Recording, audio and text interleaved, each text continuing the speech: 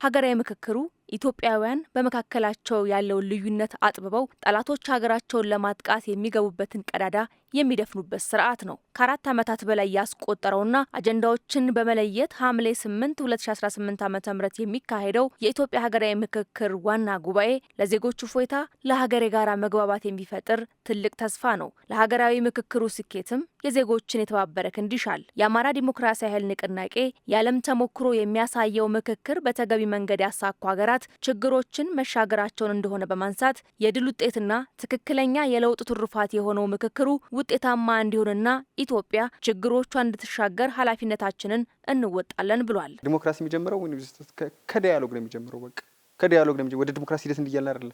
አሁን ይሄንኛውን ሁሉ እኮ ባደረ ችግሮች አይደለም እየተፈታ ያለ ነው። እኔ አሁን የሚነሱ ጥያቄዎች ለውጥ መንግስት ከመጣ በኋላ የተፈጠሩ ችግሮች ብዬ አላምንም። ለምሳሌ እንደ ድርጅትም አናምንም። የከረሙ ጉዳዮች ናቸው። ለነዛ ደግሞ መፍትሄ የተፈጀላቸው ጀስት ምንድነው ነው በምክክር እንፍታቸው ተባለ። እንደ ድርጅትም በእኛ በኩል ምክክር ኮሚሽኑን ሀገራዊ ፋይዳ የጎላ ነው። ይልቅ ይሄ ከምርጫም በላይ ነው የሚል እምነት አለ። ልክ እንደ ምርጫ በየ5 ዓመቱ የሚመጣ አይደለም። ለዘመናት ሲደረግ የነበረ ትግል ውጤት ነው። የስ የዓለም ታሪክ ይነግረናል። ምክክር ኮሚሽን በተገቢው መንገድ ከሂደቱ እስከ ውጤቱ ያሳኩ ሀገሮች ችግሮቻቸውን ተሻግረዋል። ያላሳኩ ሀገሮች ደግሞ ከሽፈዋል። ስለዚህ ወይ መሻገር ወይ መክሸፍ ነው እድላችን። ስለዚህ ሀገር እንድትከሽፍ የሚፈልጋል ደግሞ አለ ብዬ እኔ አላምንም።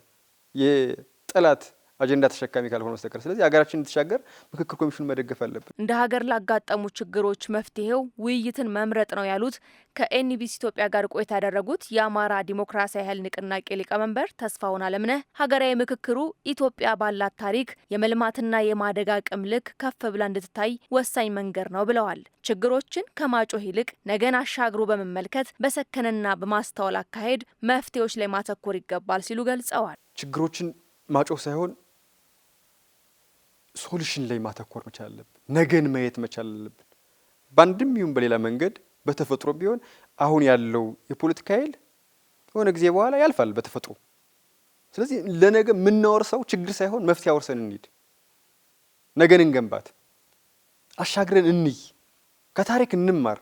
ስለዚህ መላው ህዝባችን፣ መላው የፖለቲካ ኃይል ዲያስፖራውን ጨምሮ በሰከነ በማስተዋል በጥበብ ይሄ የምክክር ኮሚሽን እንዲሳካ የበኩላችን አስተዋጽኦ እንድናደርግ በዚሁ አጋጣሚ መልእክታችን ማስተላለፍ ፈልጋለሁ። የመገዳደል ታሪካችንን መድገም ሀገርን ለማስቀጠል የማያስችል እንቅፋት በመሆኑ ምክክር ብቸኛ አማራጭ ማድረግ ስልጡንነት ነው ብለዋል።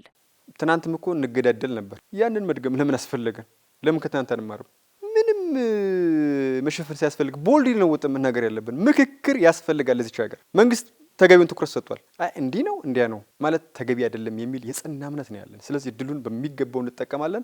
ዲያስፖራ ወንድሞቻችንም ህዝባችንም ታጣቂ ወንድሞቻችንም ይህንን እድል ተጠቅመን ሀገርን ወደ ተሻለ ማሻገር አለብን። ሀገርን የጀመረችው የዲሞክራሲ ሂደትን ማጠናከር መቻል አለብን የሚል የጸና እምነት አለኝ። በምክክር ኮሚሽን በሚባለው መድረኮች ላይ ይህን ሀሳብ እንዳታነሳ ተብሎ አልተገደበም። የዲሞክራሲ ሀሁ ደግሞ ሀሳብን በነጻነት ማራመድ ነው። ሀሳብህ መድረኩ ላይ ገዢ ካገኘ ተፈጻሚ ይሆናል፣ ገዢ ካላገኘ ውድቅ ይሆናል።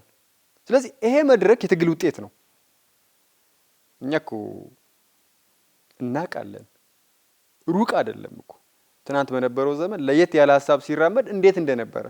ስለዚህ ይሄ የምክክር ኮሚሽኑን ሰበብ ሰጠን አሳንሰን አኮሰን ከምናየው ይልቅ ትክክለኛ የለውጥ ትሩፋት የድል ውጤት እንደሆነ ተገንዝበን መጠቀም መቻል አለብን። ኢትዮጵያ ያካሄደችው 7ኛ ጠቅላላ ምርጫ የህዝብን ፍላጎት በከፍተኛ መጠን ያሳየ መሆኑን የጠቆሙት የድርጅቱ ሊቀመንበር ምርጫው እንደ ፓርቲ ሀሳባችንን ለማቅረብ ሰፊ እድል የሰጠ ነው፣ ህዝብ ደግሞ የሚፈልገውን መርጦበታል ብለዋል። ምንም እንኳን ጠንካራ የዲሞክራሲ መድረክ እንዳይፈጠር የተለያዩ የቡድንና የግለሰቦች ፍላጎቶች ፈተና ቢሆኑም ህዝብ በምርጫ የሚገኝን ዲሞክራሲያዊ መንገድ የተገበረበት መሆኑን ገልጸዋል። ምርጫው አይደረግም የሚል የውስጥም የውጭም ኃይል ነበረ እና በዛ ሂደት ውስጥ ሆነን ነው የምርጫውን ያካሄድ ነው። ስለዚህ በዚህ ሂደት ውስጥ ሽኩቻዎች ነበሩ ማለት ነው። ይቻላል አይቻልም፣ ይደረጋል አይደረግም የሚል ግን ብያኔ የሚሰጠው ህዝብ ስለሆነ ምርጫው ህዝብ ብያኔ መስጠቱን አሳየን። ስለዚህ በዚህ ምርጫ የትኛውም ኃይል የትኛውንም ጥያቄ ያንጸባርቅ ከህዝብ ፍላጎት በታች ነው።